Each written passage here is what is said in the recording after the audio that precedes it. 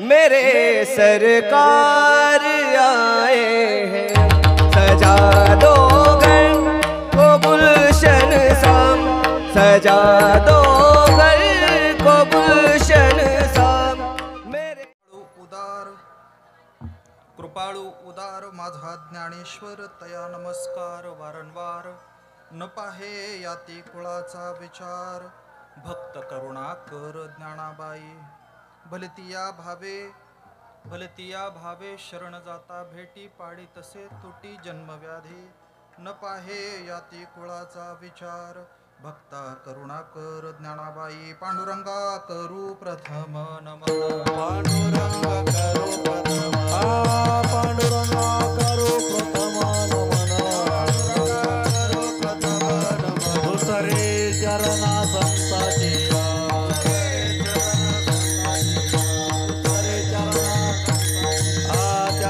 कृपादाने कथिता विस्तार कृपादाने कथिता कृपादाने कथिता विस्तार बाबाजी सद्गुरुदास तुका बाबाजी सद्गुरुदास तुका विठ्ठल विठ्ठल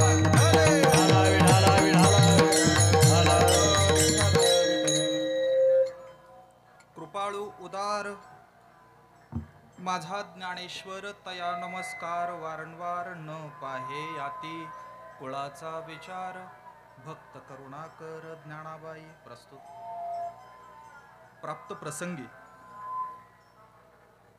कीर्तनरूपी सेवेकरिता आपल्या समोर असणारा अभंग हा पैठणचे महान साधू शांतीब्रह्म श्री एकनाथ महाराजांचा सर्वांच्या परिचयाचा मात्र गोड अभंग सेवेसाठी आहे। विठ्ठल विठ्ठल विठ्ठल भगवान श्री ज्ञानोबा रायांच्या 727व्या संजीवन समाधी सोहळ्याच्या निमित्तानं आज द्वादशीचा दिवस आहे आणि त्या समाधी सोहळ्यातली ही सेवा माझ्या वाट्याला भक्ती गुरुकुलाचे संस्थापक महाराष्ट्रातील महत्त्वाचे मृदुंगवादक आदरणीय हरिभक्तीपरायण गंभीर महाराज अवचार आणि वंदनीय हरिभक्तीपरायण मच्छिंद्र महाराज कुंभार या दोनही निष्ठावंत वारकरी सत्पुरुषांनी मला इथं कीर्तन करण्याची आज्ञा केली। ज्ञानोबारायांच्या पावन भूमीमध्ये एकनाथ महाराजांचे शब्द उसने घेऊन आणि गोरोबा काकांचे निष्ठावंत सेवक असणाऱ्या एका सेवेकऱ्याच्या समोर आपणा सर्वांच्या साक्षीने सेवा करायला मिळते। आज योग किती गोड आहे पहा। गोष्ट अशी आहे की ज्ञानोबारायांची भूमी आहे, समोर गोरोबा काकांचा रथ आहे आणि निवृत्तीनाथ महाराज संस्थांचे अध्यक्ष समोर आहे। माझ्यासाठी आनंदाची गोष्ट, आपण सर्वच प्रेम करणारी माणसं आदरणीय हरिभक्तीपरायण मृदुंगाचार्य निलेश महाराज गाडवे पाटील आणि आपण सगळीच मंडळी आपण सर्वांच्या पायावर अत्यंत नम्रपणाने वंदन करतो आणि सेवेकडे प्रवृत्त होतो। विठ्ठल विठ्ठल विठ्ठल विठ्ठल विठ्ठल विठ्ठल आज कीर्तन करायचं, पण आजचं कीर्तन हे प्रेमानं करणारे कीर्तन आहे। ज्ञानेश्वर महाराजांच्या भूमीमध्ये येऊन ज्ञानाचा सागर असणारे ज्ञानेश्वर महाराज, ज्ञानाचे ईश्वर असणारे ज्ञानेश्वर महाराज, तिथं आपण पांडित्याच्या गप्पा काय मारणार आहे? आपण ज्ञानोबारायांचं जमतंय का? विठ्ठल विठ्ठल विठ्ठल विठ्ठल विठ्ठल विठ्ठल विठ्ठल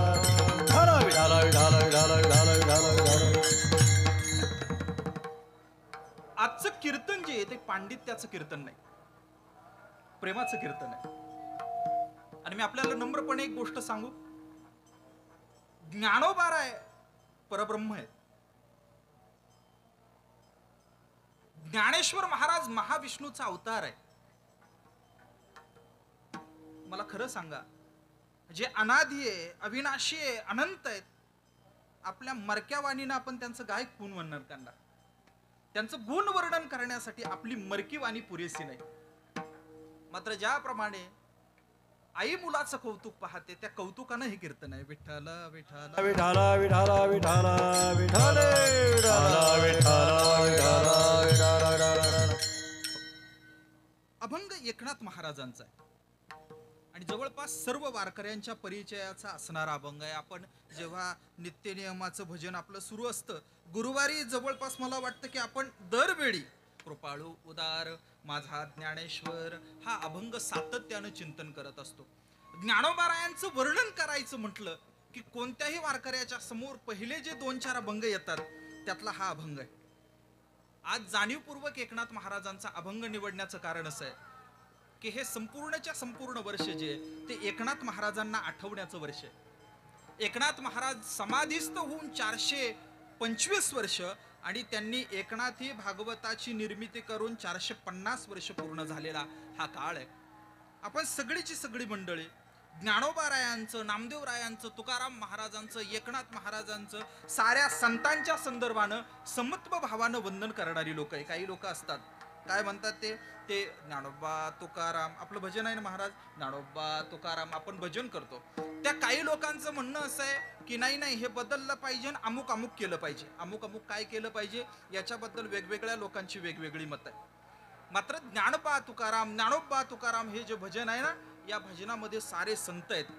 मात्र हे जरी खरं असलं तरी सुद्धा दुसरी वस्तुस्थिती अशी आहे की ज्ञानेश्वर महाराज आणि तुकाराम महाराज यांच्याशिवाय इतर संत जे आहेत त्यांच्या वाङ्मयाकडं आपण जितक्या मोठ्या प्रमाणात प्रवृत्त व्हायला हवं होतं तितक्या मोठ्या प्रमाणात झालो नाही, ही वस्तुस्थिती आहे. विठ्ठल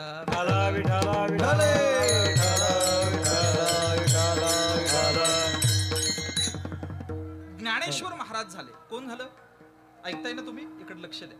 ज्ञानेश्वर महाराज झाले. ज्ञानेश्वर महाराज समाधीस्थ झाले. आपल्याला कालावधी माहिती आहे पण इंग्रजी कालावधी सांगतो. आता 2023 सुरू आहे आणि निलेश महाराज 26 ऑक्टोबर 1296 ला ज्ञानेश्वर महाराज समाधीस्थ झाले इंग्रजी तारखेप्रमाणे. कधी झाले 1296. आता चाललं काय, आता 2023 सुरू आहे. 1296 727 वर्षांपूर्वी ते झालं. त्यानंतर ज्ञानोबारायांच्या नंतर दुसरे पुढचे संत कोण, नामदेव महाराज. नामदेव महाराज समाधीस्थ झाले तो काळ आहे 1350. किती 1350. साधारणपणे ज्ञानोबारायांच्या नंतर 54 वर्ष नामदेवराय महाराष्ट्रात आहे. वारकरी संप्रदाय जो वाढला तो वाढत असताना कसा वाढला माहितीये, ज्ञानोबाराय आणि नामदेवराय ही जोडी जे त्यांनी पुढे नेलं हे सगळं. आणि ते पुढे कसं नेलं सांगू, एका मिनिटात सांगतो. भजन करा. विठ्ठल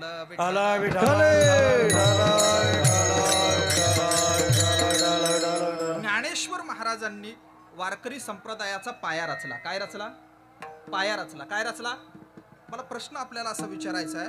ज्ञानेश्वर महाराजांनी वारकरी संप्रदायाचा पाया रचला, मग काय ज्ञानेश्वर महाराजांच्या अगोदर वारकरी संप्रदाय नव्हता का? होताच ना, होताच. ज्ञानेश्वर महाराजांचं कुटुंब वारकरी होतं.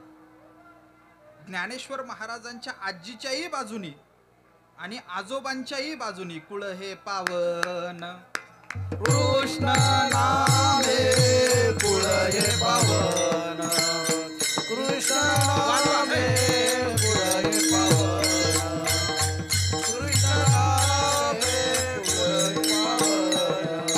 निवृत्ती गहिनी कृपा केली पूर्ण, कुळ हे पावन कृष्ण नामे, कुळ हे पावन. निवृत्ती गहिनी कृपा केली पूर्ण, कुळ हे पावन कृष्ण नामे, कुळ हे पावन. ज्ञानोबारायांचा विचार आपण केला तर ज्ञानेश्वर महाराजांच्या अगोदर पण वारकरी संप्रदाय आहे. आणखीन नाही पटत, सोपं सांगतो आपल्याला. ज्या घरामध्ये मुलाचं नाव विठ्ठल असेल ते कुणाचं घर आहे? ज्ञानेश्वर महाराजांच्या वडिलांचं नाव विठ्ठल पंत आहे. ज्ञानेश्वर महाराजांच्या अगोदरही वारकरी संप्रदाय होता आणि तरीही ज्ञानोबारायांनी वारकरी संप्रदायाचा पाया का घातला याचं उत्तर सांगतो, ऐका. कोणताही संप्रदाय, कुठलाही संप्रदाय जर पूर्ण व्हायचा असेल, काय व्हायचं असेल, पूर्ण व्हायचं असेल तर काही गोष्टी लागतात. एक पहिली गोष्ट लागते, दैवत लागतं. काय लागतं? दैवत वारकरी संप्रदायाचा विचार केला तर दैवत काय हो? विठोबा आहे ना. योगी 28 विटेवरी उभा. 28 युगांपासून विठोबा उभा आहे. विठोबा हे वारकरी संप्रदायाचं दैवत आहे. एक दैवत लागतं. दुसरी गोष्ट लागते ती उपासना लागते. काय लागते? उपासना लागते. आणि उपासना इतकी जुनी आहे. कोणती? वारीची. इतकी जुनी आहे, इतकी जुनी आहे, इतकी जुनी आहे की भगवान शिवशंकर हे पहिले वारकरी आहे. इतकी जुनी आहे. म्हणजे ज्ञानेश्वर महाराजांच्या अगोदर विठोबा नावाचं दैवतही होतं आणि पंढरपूरची वारीही होती. मग तरी प्रश्न, ज्ञानेश्वर महाराजांनी पाया रचला म्हणजे काय केलं? कोणताही धर्म संप्रदाय पूर्ण व्हायचा असेल तर दैवत लागतं एक. दुसरी गोष्ट लागते उपासना लागते. आणि तिसरी गोष्ट लागते ते म्हणजे तत्वज्ञान सांगणारा ग्रंथ लागतो. कळते ना आपल्याला? काय लागतो? तत्वज्ञान सांगणारा ग्रंथ लागतो. अगोदर विठोबाई होता, अगोदर वारी होती, काही नव्हतं तर ग्रंथ नव्हता. ज्ञानेश्वर महाराजांनी ज्ञानेश्वरीची निर्मिती केली आणि दैवत, उपासना आणि ग्रंथ या तीनही गोष्टी वारकरी संप्रदायाला मिळाल्या. म्हणून ज्ञानोबारायांनी पाया रचला. विठ्ठल विठ्ठल विठ्ठल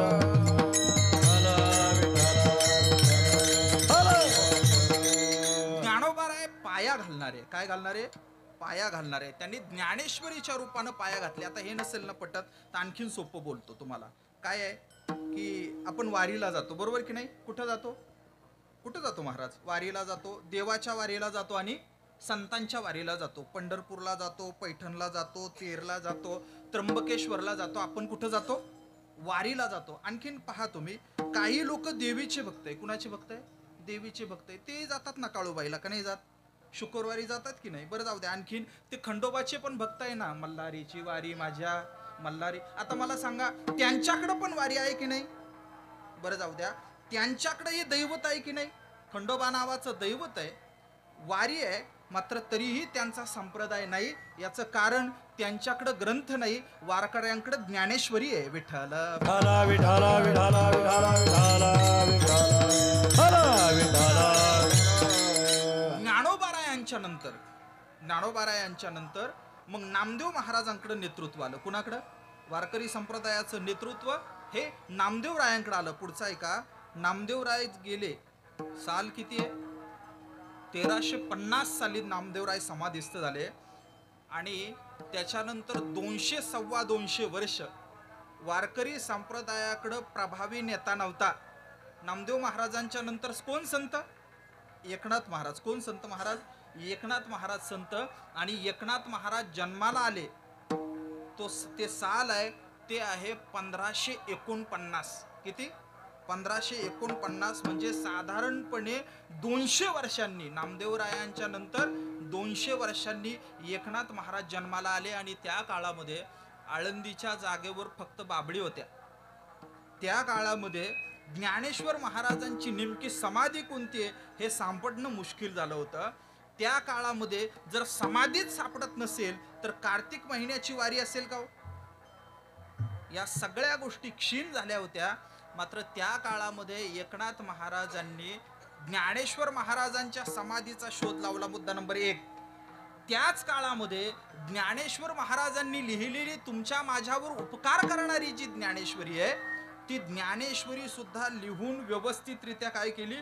पूर्ण केली. पाठभेद असतात आणि पाठभेद असताना गडबड अशी होते की त्याच्यामध्ये काय होतं, आपल्या मतानेच काही घुसडवलं जातं. आजही होतं. कानपाठ असणाऱ्या अनेक ज्या गोष्टी आहेत त्याच्या संदर्भानं अनेक गोष्टी होतात. मग वेगवेगळ्या फडातली लोक, परंपरेतली लोक म्हणतात की आमच्याकडे असंच म्हटलं जातं, तुमच्याकडे तसं म्हटलं जातं, वगैरे वगैरे वगैरे. मुद्दा 200 वर्षांच्या काळामध्ये ज्ञानेश्वरीचा आत्मा जो होता ना तो आत्माच मरून जाण्याचा काळ आला होता. गोष्ट अशी झाली की एकनाथ महाराज जन्माला आले आणि त्यांनी ज्ञानेश्वरी शुद्ध केली. विठ्ठल विठ्ठल विठ्ठल विठ्ठल विठ्ठल विठ्ठल.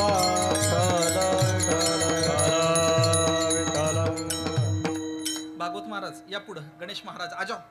गणेश महाराज या या या या. गणेश महाराज या. हरीश दादा या. भागवत महाराज या. आज सगळी मोठी लोक यायला लागली. इकडे इकडे इकडे या. इकडे या. या सगळ्या लोकांनी इतर वेळी काय होतं इथे पाठिंबा द्यायला येतात. आता पडण्याची पाळी आलेली आहे. या भागवत महाराज इकडे.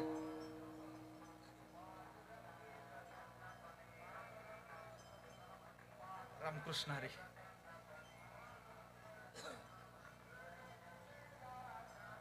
आता काही खरं नाही राहिलं. विठ्ठल विठ्ठल विठ्ठल विठ्ठल विठ्ठल विठ्ठल विठ्ठल विठ्ठल विठ्ठल.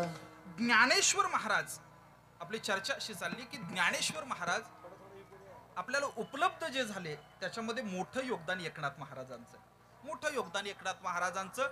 ज्ञानेश्वरी कुणामुळे मिळाली बोला ना? एकनाथ महाराजांमुळे मिळाली. आणि ज्ञानेश्वर महाराजांची जी समाधी आहे तिची प्रतिष्ठा कुणी वाढवली? एकनाथ महाराजांनी वाढवली. मधला 200 वर्षाचा सगळाची सगळा काळ आहे ना, तो सगळाची सगळा काळ महाराष्ट्रातला पारतंत्र्याचा काळ आहे. शिवाजी महाराज जन्माला यायचेत आणि इथं 5-5 सुलतानशाह्या या महाराष्ट्राच्या उरावर थैथै नाचतायत. आणि अशा काळामध्ये महाराष्ट्र धर्माचा जागर करणारा नेता म्हणजे एकनाथ महाराज आहे. विठ्ठल विठ्ठल विठ्ठल विठ्ठल.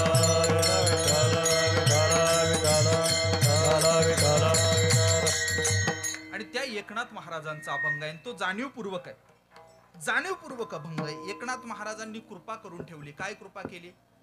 पहिली ज्ञानेश्वरी शुद्ध केली, ही कृपा केलीच. मात्र पुढचा ऐका, त्यांनी आणखीन एक गोष्ट केली.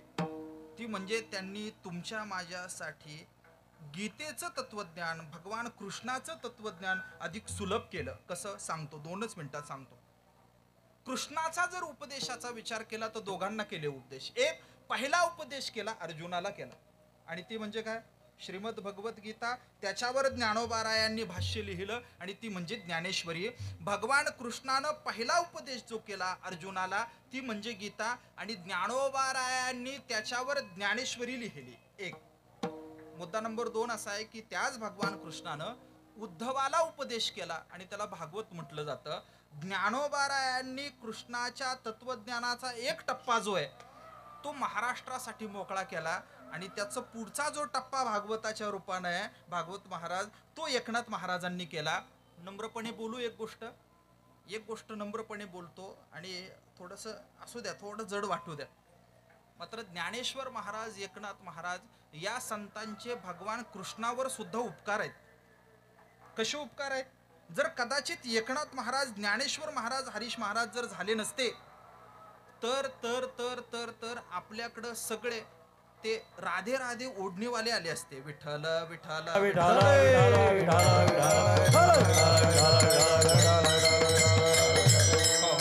विठ्ठल विठ्ठल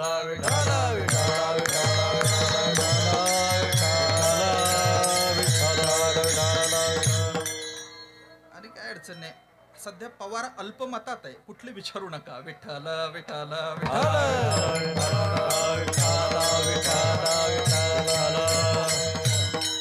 काय चर्चा चालली होती? भगवान कृष्णावरही उपकार कोणाचे? एकनाथ महाराजांचे, ज्ञानेश्वर महाराजांचे. इतर जी भगवान कृष्णाच्या संप्रदायाचे म्हणवणारी जी मंडळी आहे, आपण भारतभर जा विचार करा, ती जातीपाती पाळताना दिसतात. आपण इतर ठिकाणी जा, इथून अभिमानानं सांगतात निलेश महाराज, इथली लोक आहे ना अभिमानानं जाऊन सांगतात की आम्ही इकडं जाऊन अमुक अमुक शास्त्र अध्ययन केलं. काहीच अडचण नाही, नक्की केलं पाहिजे. मात्र तिकडं गेलं ना शास्त्र अध्ययन करण्यासाठी खोट्या जाती सांगाव्या लागतात. मात्र वारकरी संतांचा विचार केला तर प्रत्येक संत, देवा तुझा मी सोनार, देवा तुझा मी कुंभार, काय म्हणायचं? संत जातीचा उल्लेख करतात, कारण त्यांना खात्री आहे ज्ञानेश्वर महाराजांच्या दारामध्ये, वारकरी संप्रदायामध्ये या गोष्टी नाही. भगवान कृष्णाच्या तत्वज्ञानाला भारतात सर्वाधिक न्याय जर कुणी दिला असेल तर तो न्याय देण्याचं काम हे ज्ञानेश्वर महाराज, एकनाथ महाराजांनी केलं. एकनाथ महाराजांनी ज्ञानोबारायांची समाधी शोधली. मुद्दा नंबर 1. एकट्याच एकनाथ महाराजांनी ज्ञानेश्वरी शुद्ध केली. मुद्दा नंबर 2. आणि त्याच एकनाथ महाराजांनी ज्ञानेश्वरीच्या तत्वज्ञानाची विचारधारा पुढे नेणारी भागवतासारखी ग्रंथरचना केली. या महत्वाच्या गोष्टी एकनाथ महाराजांनी करून ठेवल्या. आणखीन एक गोष्ट सांगतो मग आपण पुढे जाऊ. गोष्ट साधी सोपी सरळ अशी आहे. एकनाथ महाराजांच्या अगोदर, ज्ञानेश्वर महाराजांच्या अगोदर विचार केला तर ग्रंथांची रचना नावाची गोष्ट मर्यादित आहे. पुढचा मुद्दा एक असा आहे की गीता कोणत्या भाषेत आहे? बोला ना, कुठल्या भाषेत आहे? संस्कृत भाषेत आहे. आणि ज्ञानेश्वरी मराठी भाषेत आहे, जुन्या भाषेत आहे. ज्ञानेश्वर महाराजांच्या अगोदर ज्यांनी ज्यांनी गीतेवर प्रवचन केली, भाष्य केली, टीका केली, त्या सर्वांनी संस्कृतमध्ये असणारी गीता जी आहे ना, तिचं संस्कृतमध्येच विवरण केलं. सगळ्यांनी, कुणाचंही नाव घेण्याची आवश्यकता नाही. मला खरं सांगा, संस्कृत मधल्या गीतेवर जर संस्कृत मध्ये प्रवचन केलं तर आपल्याला कळेल का? आपल्याला नाही कळणार.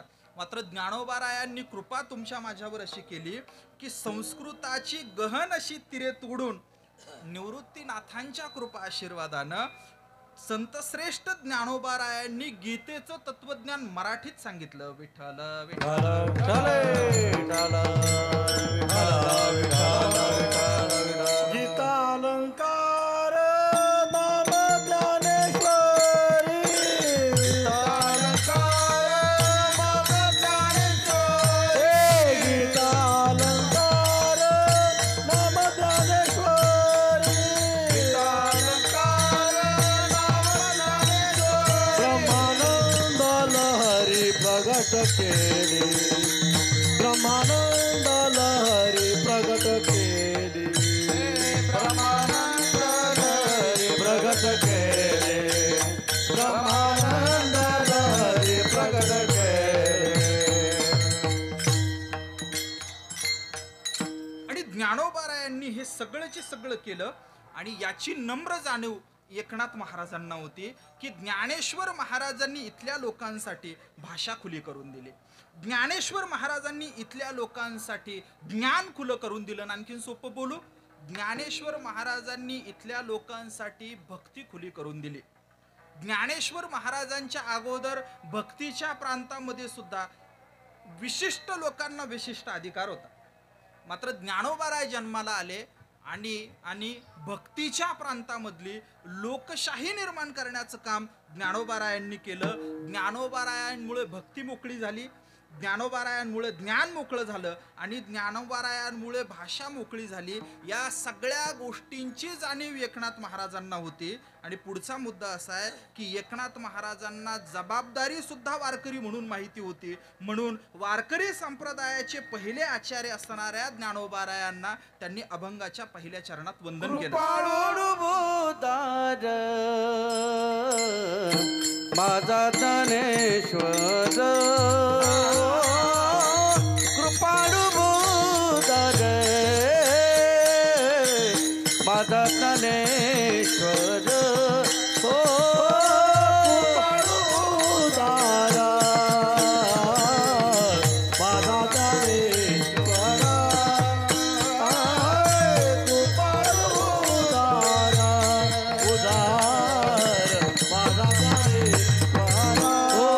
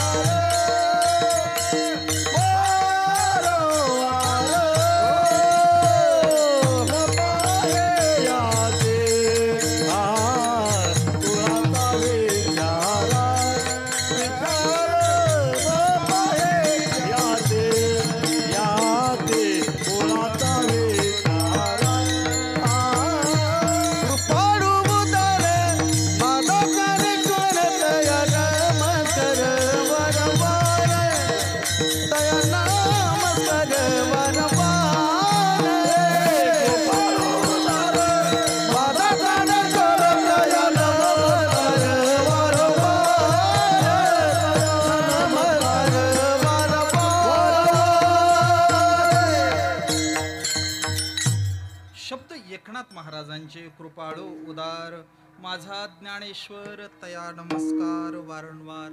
3 पद आहेत, महत्वाचे आहेत. एक कृपाळू असणं, उदार असणं आणि माझं असणं. मी सांगू तुम्हाला, ज्ञानेश्वर महाराजांना एखादा कुणी इथं बसलेला असेल आणि तो देव मानत नसेल, माझी काही अडचण नाही बरं का. कारण कुणाच्या मान्यानं देवाला काही फरक पडत नाही, आणि कुणाच्या मान्यानं त्याच्या अस्तित्वाला बाध येत असेल तर तो देव नाही.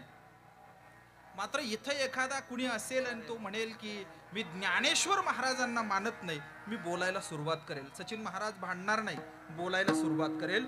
याचं कारण असं आहे की महाराष्ट्रामध्ये ज्ञानेश्वर महाराजांचे जेवढे उपकार तुमच्या माझ्यावर आहे तेवढे कुणावर नाही.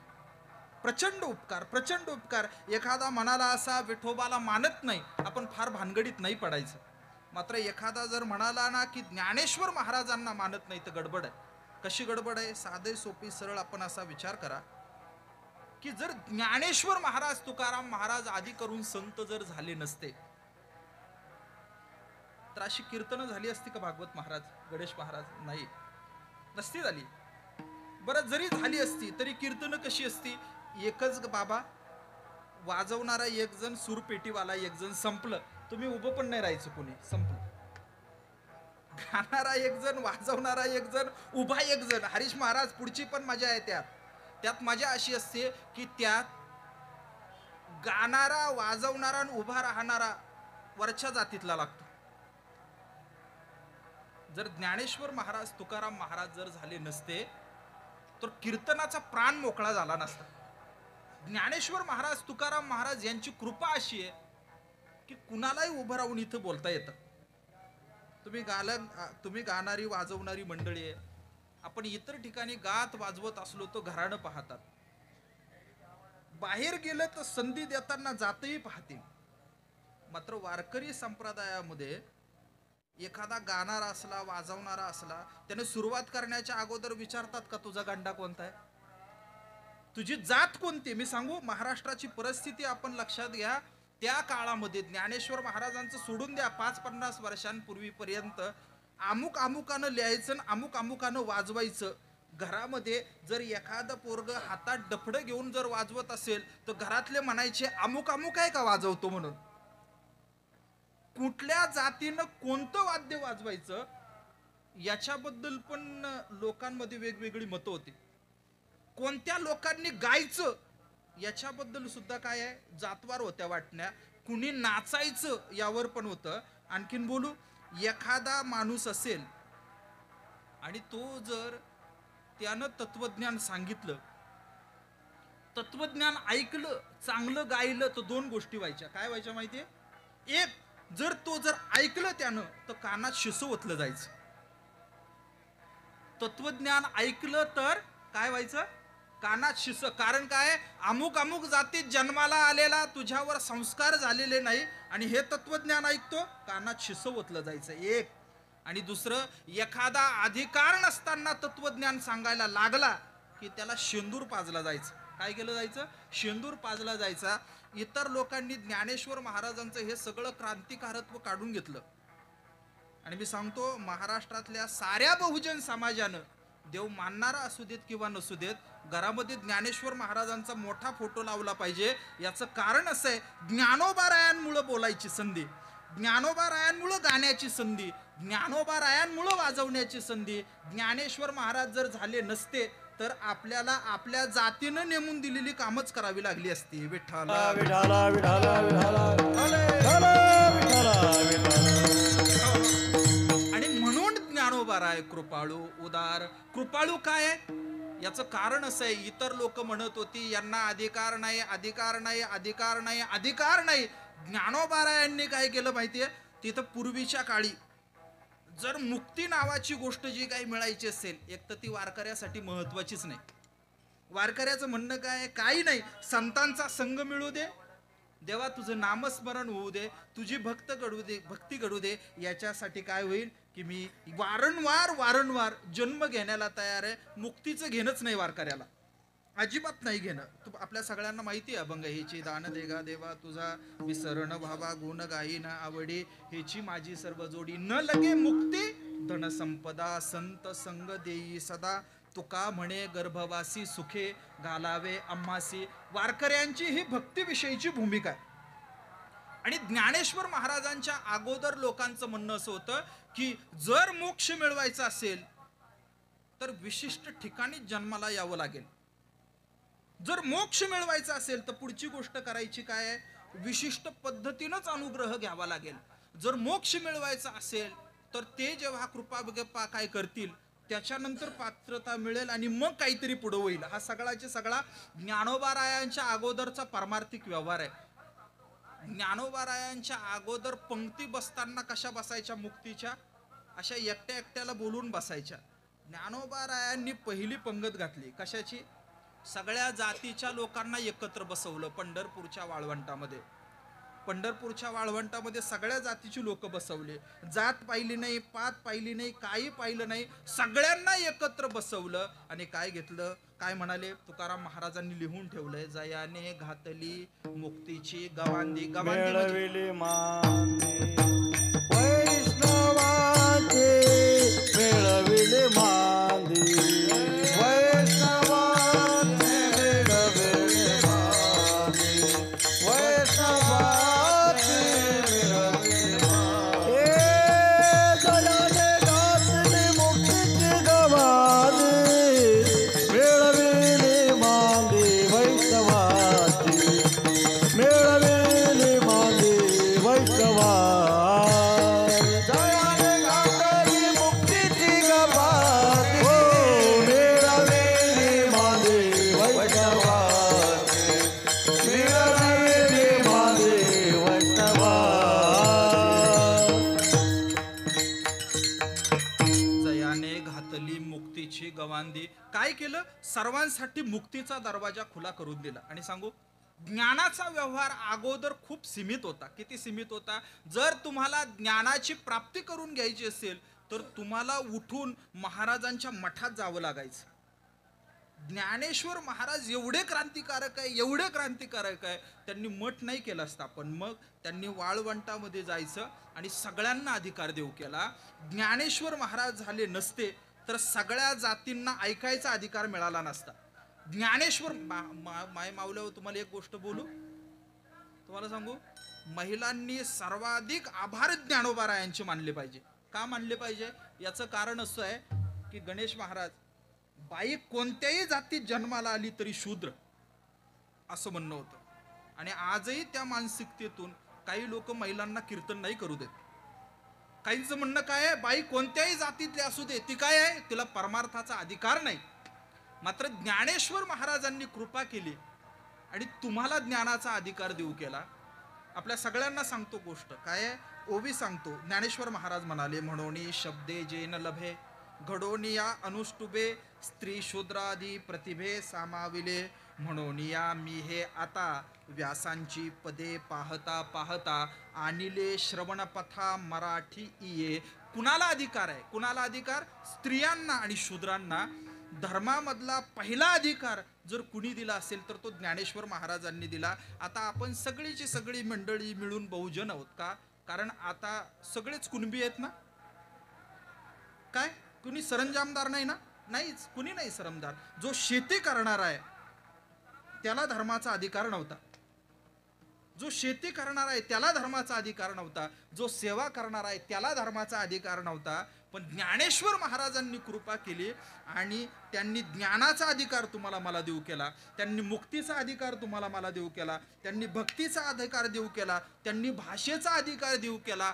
एखादा असा असेल की जो म्हणेल आम्ही ज्ञानेश्वर महाराजांना मानत नाही, तर त्यानं या गोष्टींचा विचार केला पाहिजे.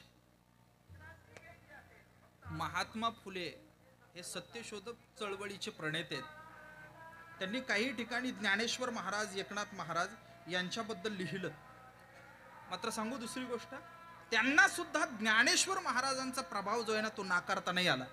आपल्या आरती यांना काय आहे, आरती ज्ञानराजा महाकैवल्य तेजा, आणि त्यांनी सत्यराजाची आरती लिहिली. आरती काय माहिती भागवत महाराज, आरती अशी आहे, आरती सत्यराजा महाप्रांजळ तेजा. म्हणजे आपण विचार करा, महाराष्ट्रामधली सगळी जी विचार करणारी मंडळी आहे, ज्ञानेश्वर महाराजांचे उपकार नाकारता येत नाही.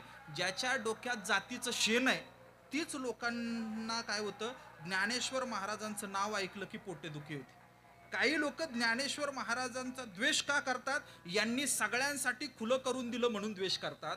आणि काही लोक ज्ञानेश्वर महाराजांचा द्वेष करण्याचं कारण असं आहे, ते आपल्या जातीतले नाही. वारकऱ्यानं अशा जातीयवादी लोकांच्या नादी लागायचं नाही. विठ्ठल विठ्ठल विठाला विठाला विठाला विठाला विठाला विठाला विठाला. ज्ञानोबा रायांचे हो उपकार आहे, कृपाळू उदार माझा ज्ञानेश्वर. आज आपण काय करतो, आज टीव्ही पाहतो. काय पाहतो, टीव्ही पाहतो. काय पाहतो, मोबाईल आहे आपल्याकडं. बरं, रेडिओ आहे. आणखीन काय आहे, वर्तमानपत्र आहे. मला खरं सांगा, 50 वर्षांपूर्वी निलेश महाराज यातलं काय होतं आपल्याकडं? टीव्ही नव्हता, मोबाईल नव्हता, पुस्तक नव्हता, काही नव्हतं. मग अशा काळामध्ये समाजाला शहाणं करण्याचं काम फक्त एक घटक करत होता. तमासगीर करत होते का? नाही, कीर्तनकार करत होते. एकमेव ज्ञान मिळण्याचं साधन जर कुठलं असेल तर ते कीर्तनकार होते.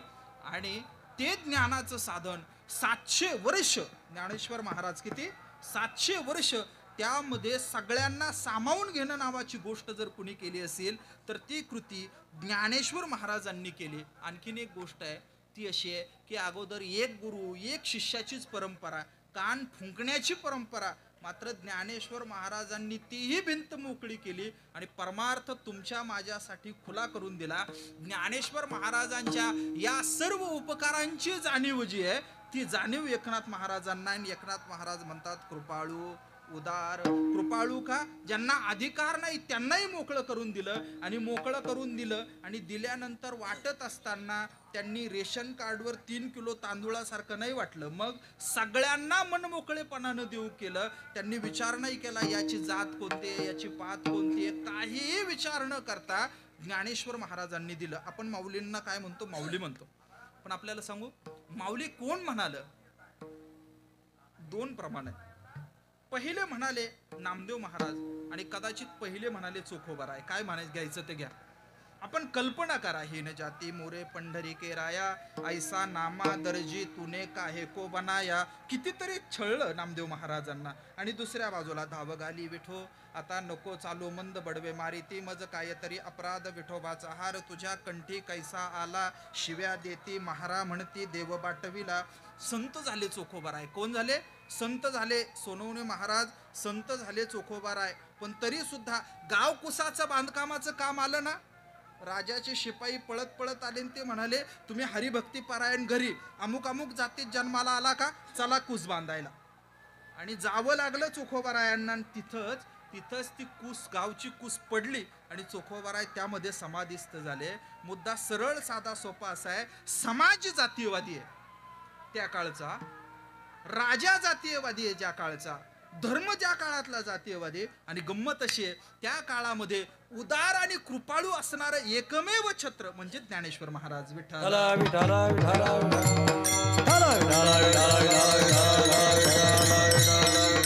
म्हणून कृपाळू उदार माझा ज्ञानेश्वर. आणि सांगू, इतर लोक येतात आयुष्यात आणि धडा देऊन जातात. साधू येतो आणि प्रसाद देऊन जातो. इतर लोक येतात फसवतील, मात्र ज्ञानेश्वर महाराजांसारखा सत्पुरुष येतो आणि आपलं कल्याण करून जातो. मी वारंवार विचार करतो. मी अपघातानं कीर्तनकार नाही बरं का, अपघातानं नाही. हे भागवत महाराज वगैरे या सगळ्या मंडळींना माहिती आहे. मी आपल्याला नम्रपणानं सांगतो की मागच्या 1000 वर्षाचा महाराष्ट्राचा इतिहास बरा वाचलेला माणूस आहे मी. आणि घरात वारकरी होते म्हणून मी वारकरी झालो असंही कृपा करून समजू नका. मध्ये एक काळ नक्की असा आला की ज्या काळामध्ये मी फर्ग्युसन कॉलेजला शिकत होतो आणि मला अशी करतच होतो ना मी. आपला प्रवास कसा असतो, असंच असतो ना. काहीतरी वारकरी असणं म्हणजे मागास वाटण्याचा काळ नक्की मध्ये येऊन गेला. मात्र जसं जसं वाचत गेलो तसं तसं कळत गेलं की वारकरी संप्रदाय किती मोठा आहे, आपण किती मोठ्या घराण्यातले आहोत.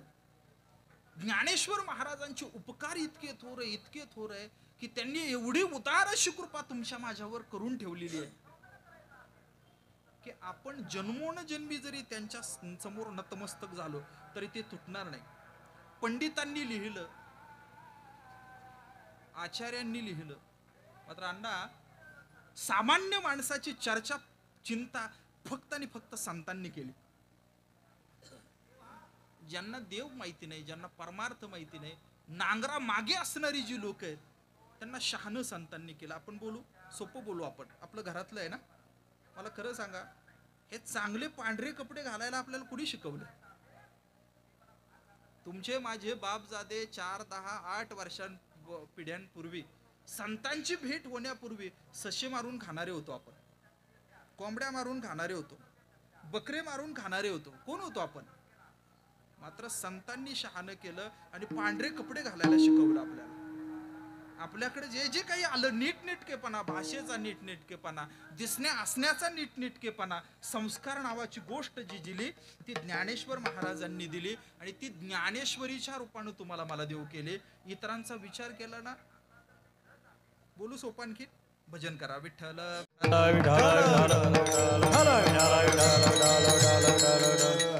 देव होता की नाही? देव, हरीश महाराज देव होता ना. मच्छिंद्र महाराज देव होता. किती होता? 28 युगांपासून. किती? 28 युगांपासून. मला सांगा, देव 28 युगांपासून होता. मात्र आपल्याला माहिती कधी झाला? ज्ञानेश्वर महाराज आल्यानंतर महाराष्ट्राला विठोबा माहिती झाला.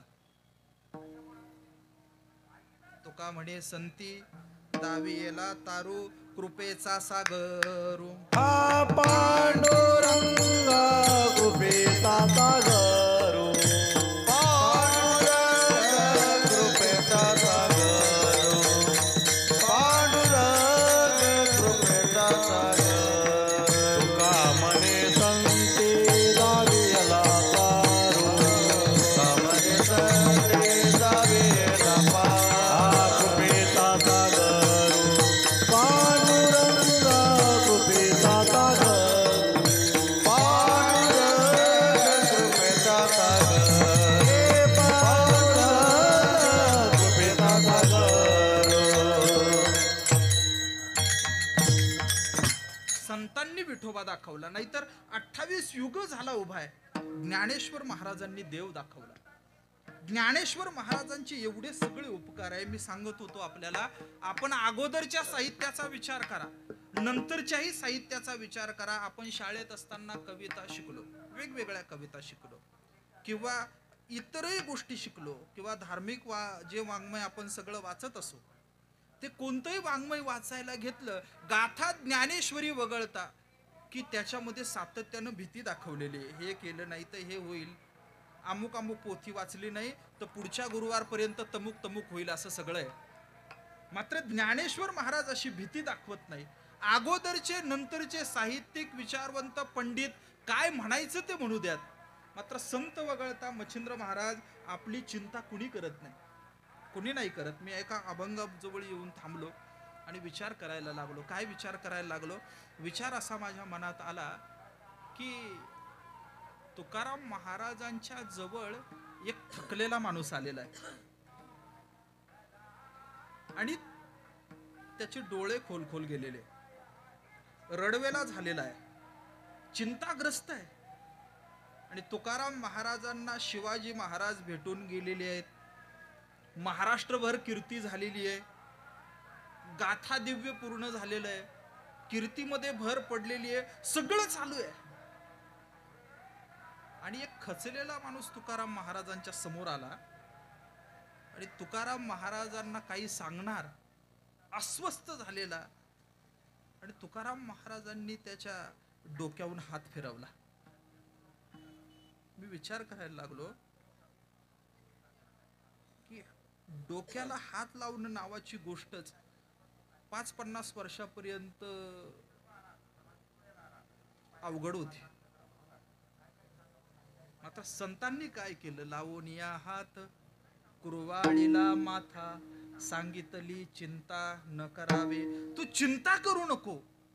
हे महाराष्ट्रामध्ये पहिल्यांदा कुणी सांगितलं तर ते ज्ञानेश्वर महाराजांनी सांगितलं. अगोदर सगळ्यांकडे आपण पाहिलं तर त्याच्यामध्ये कृपाळू पण होतं, मात्र उदार पण नव्हतं. काहींकडे उदार पण होतं, मात्र अधिकार नव्हता. ज्ञानेश्वर महाराजांकडे कृपाळू पण होतं, उदार पण होतं, आणि सांगू आणखीन एक गोष्ट, माझे पण होतं. आपल्याला किती लोकांना ज्ञानेश्वरी कळते हो? मी आपल्याला नम्रपणे सांगतो की महाराष्ट्रामध्ये मागच्या 25-30 वर्षांमध्ये ज्ञानेश्वरीवर एक पण चांगलं पुस्तक नाही. निलेश महाराज, एक नाही चांगलं पुस्तक, आणि त्यातल्या त्यात वारकऱ्यांमध्ये तर नाहीच नाही, नक्की नाही. ज्ञानेश्वरी नाही कळत ज्ञानेश्वरी. किती आपण विद्वानांनी पंडित असलो, ज्ञानेश्वरीला झुंजायला गेलं ना तर गडबड होते. आपल्याला ज्ञानेश्वरी कळत नाही. मात्र पुढचा मुद्दा असा आहे का की आपल्याला ज्ञानेश्वरी कळत नाही, मात्र ज्ञानेश्वर महाराजांची भीती वाटते का हो? नाही, भीती नाही वाटत. ज्ञानी जे असतात ना, गावात ज्ञानी लोकांचे फार दोस्त नसतात. का? कारण ज्ञानी माणसांची भीती वाटते. काय वाटते? भीती वाटते. या जगाच्या इतिहासामध्ये ज्ञानेश्वर महाराज एकमेव ज्ञानी असे आहेत की ज्यांची भीती नाही वाटत, ज्यांची भीती वाटत नाही. पहा तुम्ही, अनेक लोकांना ज्ञानेश्वरी कळत नाही. पण पुढचा मुद्दा आहे का, ज्यांना ज्ञानेश्वरी कळत सुद्धा नाही अशा लोकांनी सुद्धा ज्ञानोबारायांचा रथ अर्ध्या किलोमीटरहून पाहिला ना की डोळे भरून येतात. विठ्ठल विठ्ठल.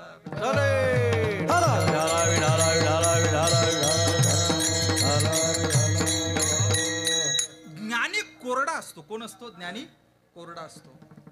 मात्र संत जे असतात त्यांच्याकडे ज्ञान असतं, भक्ती असते, आणि त्याला जोडून काय असतं? कारुण्य असतं. आणि त्या कारुण्याच्या ठिकाणी ते कुठल्या जातीत तो जन्माला आला हे पाहत नाही, कुठल्या कुळात ते जन्माला आला ते पाहत नाही. ते फक्त एक गोष्ट पाहतात की त्याची भक्ती आणि भाव पाहतात.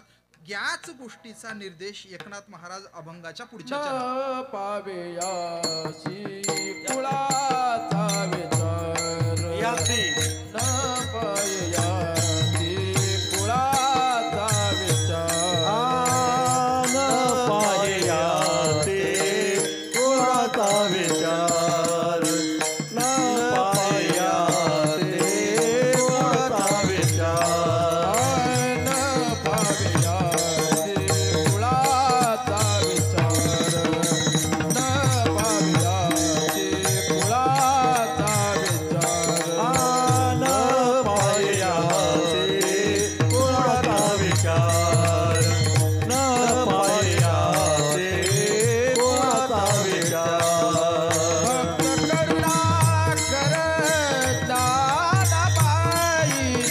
भक्त करुणाकर दानाबाई भक्त करुणाकर दानाबाई न पावेयासी कुळाचा विचार न पावेयासी कुळाचा विचार भक्त करुणाकर ज्ञानबाई भक्त करुणाकर ज्ञानबाई न पायाते कुळाचा विचार हो न पायाते कुळाचा विचार न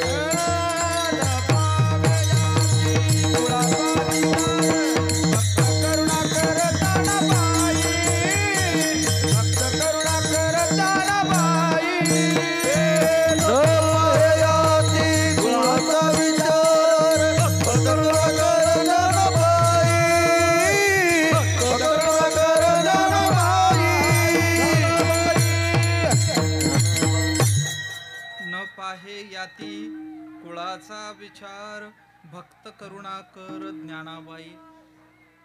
इतर सगळं तत्वज्ञान जिज्ञासेपोटी निर्माण झालं. जिज्ञासा आहे, कुणाचा तरी प्रश्न आहे, कुणाचं तरी उत्तर आहे, काही गोष्टी आहेत. मात्र संतांचं जे वाङ्मय आहे ते कारुण्यातून निर्माण झालंय. बुडते हे जन न देखवे डोळा. आपण इतक्यांदा हे म्हटलं ना, इतक्यांदा म्हटलं की ते असं काय झालं, खूप गुळगुळीत झालं. त्याचा भावच आपल्यापर्यंत पोहोचत नाही. एकदा खूप गंभीरपणे व्यवस्थित मागे डोकावून पाहिलं ना की मग कळतं की हे कुठल्या पार्श्वभूमीवर म्हणत होते. संत जितक्या स्पष्टपणानं आणि थेटपणानं सर्वांच्या बाजूनं बोलले. निलेश महाराज, आज पण तितकं शक्य नाही.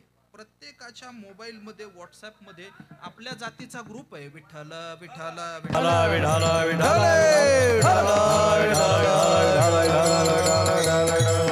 आणि मच्छिंद्र महाराज, समाज नावाचा शब्द आहे, पण तो आता आपण जातीवाचक करून टाकला. मराठी मधला समाज हा शब्द सर्वांसाठी आहे. मात्र आपण काय केला, आपल्या जातीपुरता करून टाकला. ज्ञानेश्वर महाराजांची, तुकाराम महाराजांची कृपा तुमच्या माझ्यावर एवढी थोर आहे की त्यांनी वारकरी संप्रदायासारखं एक व्यासपीठ निर्माण केलं. न पाहे याती कुळाचा विचार, भक्त करुणाकर ज्ञानाबाई. ते कारुण्य होतं त्यांच्या ठिकाणी आणि त्या कारुण्यामुळं या सगळ्या गोष्टी ते करू शकले. ज्ञानेश्वर महाराज झाले नसते तर महाराष्ट्राचं काही खरं नव्हतं. ज्ञानेश्वर महाराज जर झाले नसते तर नामदेव महाराजांच्या आयुष्यात उदारता आली असती का? त्यांची दृष्टी विकसित झाली असती का? ज्ञानेश्वर महाराज जर झाले नसते तर चोखोबारायांच्या दुःखाला वाचा मिळाली असती का? ते म्हणाले बरं का, चोखोबाराय म्हणाले काय, सुख अनुपम संतांचे चरणी प्रत्यक्ष अलंका भुवनी नांदतसे. काय आहे की सुख जर कुठं असेल तर ते ज्ञानेश्वर महाराजांच्या ठिकाणी आहे. ज्ञानोबारायांना माऊली म्हणाले पहिल्यांदा, चोखोबाराय म्हणाले. ज्ञानेश्वर महाराजांचा उल्लेख माऊली म्हणून येतो, नामदेव राय करताना दिसतात. दोघंही समकालीन आहे. आणि आपण कल्पना करा, वयानं मोठे असणारे मात्र दोघांच्याही अंतकरणामध्ये माऊली आहे. जनाबाईंचा विचार केला ना तर जनाबाई म्हणतात, काही नाही देवा, ज्ञानोबाराय असं वाटतं मरोणी ह्या जावे आणि काय व्हावं, काही नाही व्हावं, ज्ञानोबाराय तुमची जन्मोनजन्मी सेवा घडावे. जनाबाईंना असं वाटतं. नंतर होऊन गेलेले तुकोबाराय, त्यांच्याबद्दल काय बोलावं, त्यांनी लिहिलं, ज्ञान्यांचा राजा गुरु महाराव म्हणती ज्ञानदेव तुम्हाईसे मज पामरा, हे काय थोरपण पायीची वाहन पायी बरी. आपण पाहिलं तर वारकरी संप्रदायामधला एकही संत असा नाही की ज्यानं ज्ञानोबारायांचं वर्णन केलं नाही. आणि ते वर्णन करत असताना खूप गांभीर्यानं केलं. याचं कारण असं आहे की ज्ञानोबारायांचे महाराष्ट्रावर जेवढे उपकार आहे तेवढे कुणाचेच नाही. नाथ संप्रदायाकडून आलेली योग मुद्रा, निवृत्तीनाथांच्या कृपेनं त्या योग मुद्रेचं रूपांतर प्रेम मुद्रेत केलं. तुम्ही आम्ही योगी होण्याची शक्यताच नव्हती, मात्र ज्ञानेश्वर महाराजांनी कृपा केली आणि त्यांच्या कृपेमुळं आपण वारकरी होऊ शकलो. ज्ञानोबारायांची भक्तीच्या प्रांतातली ही कृपा, ज्ञानोबारायांची समाजाच्या पातळ्यांवर ही कृपा, ज्ञानोबारायांची भाषेच्या पातळ्यांवर ही कृपा, ज्ञानोबारायांची संस्कृतीच्या पातळ्यांवरची ही जी कृपा आहे, ही कृपा प्रचंड मोठी आहे. म्हणून एकनाथ महाराज कृपाळू उदार माझा ज्ञानेश्वर, तया नमस्कार वारंवार. न पाहे याती कुळाचा विचार, भक्त करुणाकर ज्ञानाबाई. आता लोक असं म्हणतील की जर ते फक्त भक्तांनाच करुणा करणारे आहेत का, त्यांचं उदार असणं, त्यांचं कृपाळू असणं हे फक्त आणि फक्त वारकऱ्यांपुरतंच मर्यादित आहे का? अजिबात नाही. एकनाथ महाराजांचं म्हणणं आहे की जो कोणी कोणत्याही भावानं ज्ञानेश्वर महाराजांना शरण जाईल, ज्ञानेश्वर महाराज त्याला जन्म आणि मृत्यू या तडाख्यातून सोडवतात. अभंगाचं पुढचं चरण. भलतिया भावे शरण जाता भे, भलतिया भावे शरण जाता भे, भलतिया भावे शरण जाता भे, भलतिया भावे शरण जाता भे, भलतिया भावे शरण जाता, भलतिया भावे शरण जाता, भलतिया भावे शरण जाता भे, भलतिया भावे शरण जाता भे, भलतिया भावे शरण जाता भे. पाणी तसे तुटे जन्म व्याधी, पाणी तसे तुटे जन्म व्याधी. ना पाहे याती कुळाचा विचार, ना पाहे याती कुळाचा विचार. पाणी तसे तुटी जन्म व्याधी, पाणी तसे तुटी जन्म व्याधी. ना पाहे याती कुळाचा विचार, ना पाहे याती कुळाचा विचार.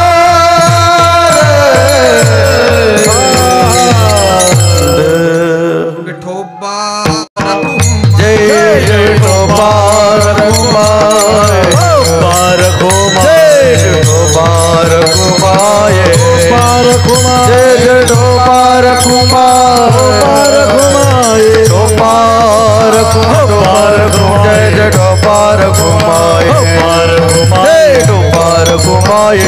पार कुमाये हो पार कुमाये पार कुमाये हो पार कुमाये पार कुमाये हो पार कुमाये हो पार कुमाये हो पार वरदा हरी विठ्ठल दानदेव तुका पार कुमाये हो पार कुमाये हो पार कुमाये हो पार कुमाये हो पार कुमाये हो पार कुमाये हो पार कुमाये हो पार कुमाये हो पार कुमाये हो पार कुमाये हरि विठ्ठल हो पार कुमाये हो पार कुमाये हो पार कुमाये हो पार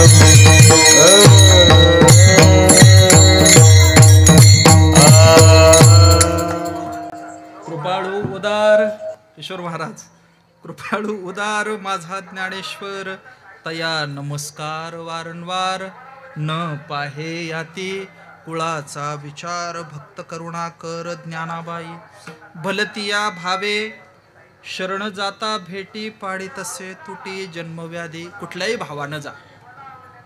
एक उदाहरण सांगून आपण समारोपाकडे येऊ.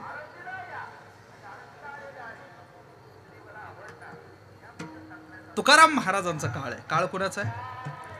आणि बीड परगड्यातला एक देशपांडे ब्राह्मण आला आणि ज्ञानेश्वर महाराजांच्या समाधीला धरणं धरून बसला.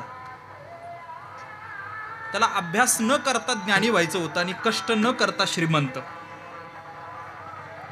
हे सगळं आपल्याला माहिती आहे बरं का. मला एक महत्वाचा मुद्दा पुढे सांगायचा आहे.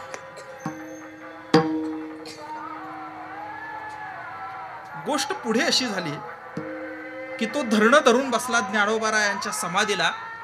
ज्ञानोबारायांनी तुकोबारायांकडे पाठवलं. तुकोबारायांनी त्याला 11 अभंग लिहून दिले. देवाचे उचित एकादश अभंग महाफळ त्याग करूने गेला. पुढचा मुद्दा असा आहे की तो काय झालं की त्याच्या तुकाराम महाराजांच्या संदर्भानं त्याच्या मनात विकल्प निर्माण झाला आणि तो गेला. मात्र इकडं पलीकडे एक शेल पिंपळगाव नावाचं गाव आहे. कोणतं गाव आहे? शेल पिंपळगाव नावाचं गाव आहे. आणि तिथलं एक येडपट होतं काय की लोकांना फार काही नाही, मात्र एक गोष्ट होती की त्याची ज्ञानेश्वर महाराजांवरही श्रद्धा होती आणि तुकाराम महाराजांवर होती. ते देहूला गेले तुकाराम महाराजांकडे आणि त्या ब्राह्मणानं जे अभंग आणि जे नारळ सोडून दिलेलं होतं, टाकून दिलेलं होतं, ते काय केलं? त्यांच्याकडे दिलं.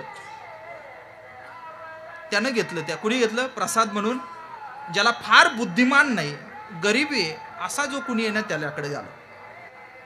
विठ्ठल विठ्ठल विठ्ठल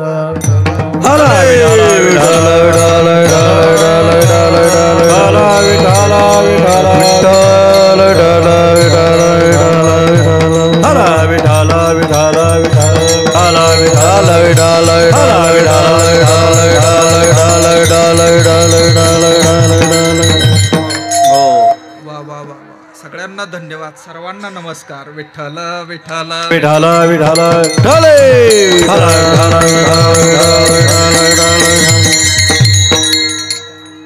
ज्ञानोबारायांच्या कृपेची चर्चा चालली गंभीर महाराज.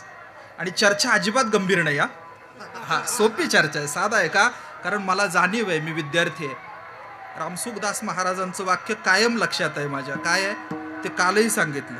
भगीरथ महाराज बोलताना जे म्हणाले ते मला महत्वाचंच वाटलं. काय वाक्य? ते म्हणाले की सरळ राहिलं पाहिजे, स्वच्छ राहिलं पाहिजे. जास्त चालाक झालं ना की गडबड होते. विठ्ठल विठ्ठल विठ्ठल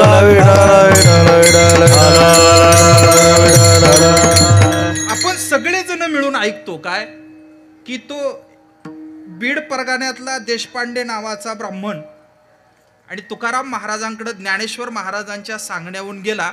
आणि गेल्यानंतर तुकाराम महाराजांनी जे लिहिले होते 11 अभंग, ते 11 अभंग आणि नारळ तिथंच सोडून गेला. पाठ आहे सगळ्यांना माहिती आहे. देवाचे उचित एकादश अभंग महाफळ त्याग करूने गेला. आणि हे सगळं झाल्यानंतर तो गेला जिथून आला होता तिथं. मात्र ते नारळ आणि ते अभंग एका सर्वसामान्य बुद्धीच्या माणसानं घेतले. महिपती बाबांनी इथपर्यंतच लिहिलं. संप्रदायामध्ये पण इथपर्यंतच चर्चा आहे. पुढचा मुद्दा जास्त इंटरेस्टिंग आहे. तो असा आहे की आजपासून 100 वर्षांपूर्वी इथं शेल पिंपळगाव नावाचं गाव आहे, पलीकडचं गाव आहे. आणि तिथे इतिहासाचार्य विका राजवाडे गेले. इतिहासाचार्य विका राजवाडे म्हणजे इतिहासाच्या क्षेत्रातले जोग महाराज. इतिहासाचार्य विका राजवाडे म्हणजे स्वातंत्र्य लढ्यातले लोकमान्य टिळक. म्हणजे ते सांगितल्याशिवाय कळणार नाही. आणि ते तिथं गेले. कार्यक्रम झाला 100-125 वर्षापूर्वीची गोष्ट. आणि एका पुराणिकाच्या घरी उतरले. कुणाच्या? पुराणिकाच्या. आणि त्याला विचारलं की तुम्ही पुराणिक का? हो. कुणाचे पुराणिक? ते म्हणाले आम्ही शिवाजी महाराजांचे पुराणिक. बरं बरं, तुम्ही पुराणिक, मग तुमचं आडनाव? ते म्हणाले आमचं अमुक अमुक आडनाव आहे. बर, मग मग की तुम्ही कसे पुराणिक झाले शिवाजी महाराजांचे? ते म्हणाले काय झालं की आमचे जे पूर्वज होते ते जिजाऊ मासाहेबांना आणि राजांना पोथीन पुराण सांगायचं काम करायचे. ते राजवाड्यांना उत्सुकता वाटली. त्यांनी विचारलं कसं कसं कसं? ते म्हणाले काही नाही, तो बीड परगण्यातला जो देशपांडे ब्राह्मण आला होता आणि त्यानं नारळ आणि जे 11 अभंग जे होते ते टाकून गेले होते ना, तर ते नेमके आमच्या पूर्वजांना प्रसाद म्हणून मिळाले होते. आणि गोष्ट अशी झाली की त्या प्रसादाचा परिणाम आमच्याकडे असा झाला की गेल्या 350 वर्षांपासून आम्ही छत्रपतींचे पुराणिक आहोत. विठ्ठल विठ्ठल विठाला विठाला विठाला. संतांकडे कोणत्याही भावानं जा, भले ती या भावे शरण जाता भेटी पाडी तसे तुटी जन्मव्याधी. ज्ञानेश्वर महाराजांची ताकद आहे. ज्ञानेश्वर महाराज, तुकाराम महाराज आदी करून जे संत आहेत. चर्चा आपण केली, आपण पाहिलं. एकनाथ महाराज अभंगाच्या शेवटच्या चरणात म्हणतात काय? ज्ञानाबाई माझी अनाथाची माय, एका जनार्दनी पाय वंदित. असे शेवटचं चरण आहे. काय यात मधल्या त्या बाई या शब्दाजवळ येऊन मी थांबलोय. त्याबद्दल 2 वाक्य बोलणार आहे आणि मी पुढे जाणार आहे. मुळातच थोडकं वाचन असणाऱ्यांना, मन उदार नसणाऱ्यांना ही गोष्ट किती कळेल मला माहिती नाही. मात्र या जगामधली कोणतीही क्रिएटिव्ह गोष्ट जर पहिली घडून यायची असेल तर त्याच्यासाठी महिला लागते दादा.